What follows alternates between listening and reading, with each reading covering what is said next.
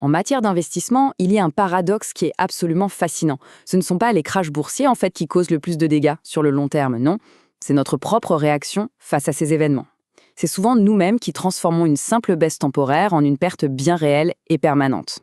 Alors, on va se poser la question très directement. Quand on y pense, c'est quoi la plus grande menace pour un portefeuille d'investissement? Qu'est-ce qui peut vraiment tout détruire? Eh bien, la réponse est assez surprenante. Ce ne sont pas les crashs boursiers. Eux, ils font partie du cycle, c'est temporaire. Non, le vrai danger, la cause de dommages financiers, qui eux peuvent être permanents, ce sont nos propres émotions.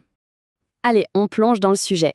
Voilà notre feuille de route. On va d'abord voir ce fameux paradoxe, puis les deux grands pièges émotionnels dans lesquels on tombe tous. On va ensuite comprendre pourquoi notre cerveau nous joue des tours, le cycle dévastateur que ça crée, et surtout, comment s'en protéger avec une bonne stratégie. On attaque donc avec ce fameux paradoxe. C'est simple, un portefeuille bien construit, bien diversifié, il est fait pour résister aux tempêtes. Mais une seule et unique décision, prise dans la panique, comme tout vendre au mauvais moment, ça peut le faire couler pour de bon. Et l'histoire le prouve, c'est un rappel qui est absolument crucial. Que ce soit le crash de 1929, la crise de 2008 ou même la pandémie de 2020, les marchés ont toujours fini par rebondir. Toujours. La seule variable qui change la donne, qui transforme une crise passagère en catastrophe personnelle, c'est notre réaction. Bon, maintenant, parlons de ces deux émotions qui font dérailler la quasi-totalité des investisseurs. Il y a la peur, bien sûr, qui nous pousse à vendre au pire moment, et son opposé, l'euphorie, qui nous fait acheter quand tout est déjà au plus haut. Prenons la peur, avec un cas d'école, la crise de 2008. Le marché s'effondre de près de 50%. C'est terrifiant, on est d'accord.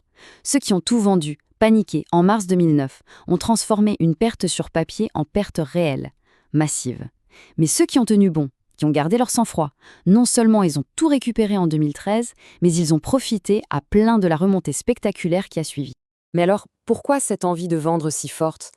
Ça vient d'un mécanisme psychologique très puissant, l'aversion à la perte.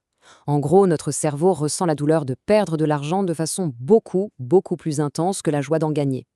Alors, face à un portefeuille qui plonge, cette douleur peut devenir insupportable et elle nous pousse à agir.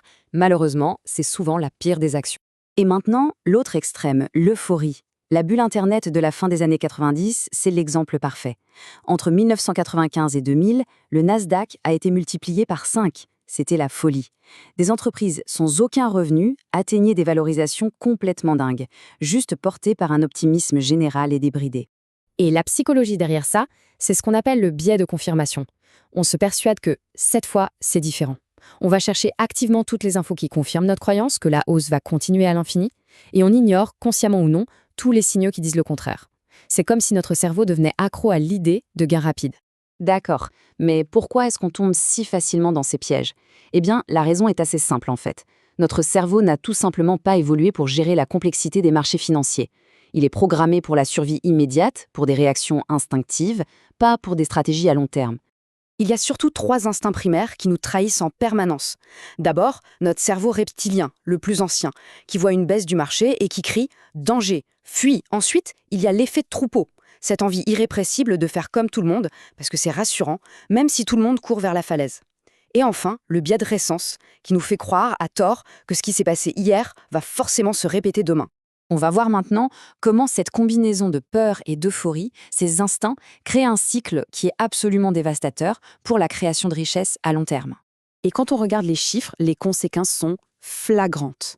Une étude très célèbre de Dalbar a révélé un truc de fou. Sur 20 ans, alors que le marché, le S&P 500, rapportait environ 10% par an, l'investisseur moyen, lui, n'a obtenu que 5%, la moitié. Cet écart colossal, c'est littéralement la taxe invisible qu'on paie pour nos décisions émotionnelles. C'est le coût d'un mauvais timing, tout simplement. Pour que ce soit encore plus concret, imaginez. Mars 2020, la pandémie arrive, les marchés s'effondrent de 30%. L'investisseur A, l'émotionnel, panique et vend tout. Il verrouille sa perte. Fini. L'investisseur B, le discipliné, lui, il s'en tient à son plan. Il ne vend rien, peut-être même qu'il réinvestit un peu. 1 an plus tard, non seulement il a tout récupéré, mais son portefeuille a atteint de nouveaux sommets. C'est la même crise, mais 2 réactions et 2 résultats radicalement différents.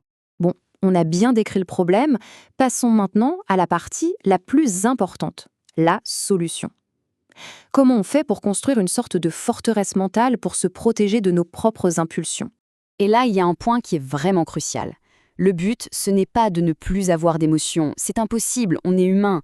Non, la clé, c'est d'anticiper, c'est de savoir que ces émotions vont arriver et de mettre en place des règles du jeu, des garde-fous, avant que la tempête ne se lève. Alors, concrètement, ça passe par quoi? Voici 4 étapes clés. 1. Avoir un plan d'investissement écrit, noir sur blanc, défini quand on est calme et rationnel. 2. Investir de manière systématique, tous les mois par exemple, pour ne plus avoir à se poser la question du bon moment. 3. N'investir que de l'argent dont on n'a pas besoin à court terme. C'est la base pour ne pas être forcé de vendre. Et 4. Peut-être le plus important, se rappeler que le temps est notre meilleur allié. Donc, pour résumer, si on devait retenir quelques idées fortes, les crises, elles passent. Les mauvaises décisions, elles, restent. Investir, c'est avant tout un test de solidité psychologique, bien plus qu'un test d'intelligence. Sur les marchés, la richesse passe systématiquement des impatients aux patients, des émotionnels aux disciplinés. Et au final, la bataille la plus difficile, elle n'est pas contre le marché, mais bien contre soi-même. D'ailleurs, Warren Buffett l'a résumé de manière absolument parfaite avec cette phrase. Le marché, c'est juste un mécanisme qui prend l'argent des gens qui sont impatients pour le donner à ceux qui sont patients. C'est aussi simple que ça. Il récompense la discipline et il punit l'impulsivité. Et on va conclure cette analyse avec une question à méditer. En y réfléchissant bien, est-ce que la stratégie d'investissement qu'on a mise en place est conçue pour protéger notre portefeuille des aléas du marché ou est-ce qu'elle est conçue avant tout pour nous protéger de nos propres réactions ?